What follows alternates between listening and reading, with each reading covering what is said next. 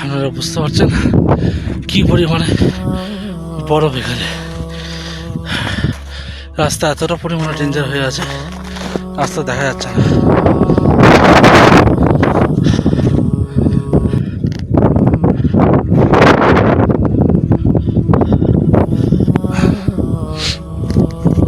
এতটা রাস্তা চলে এসেছি, আর সামনে একটুর জন্য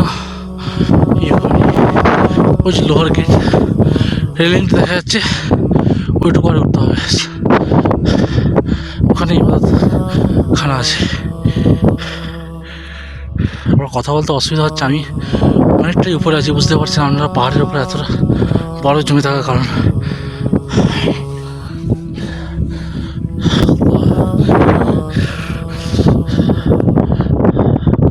যে পাহাড়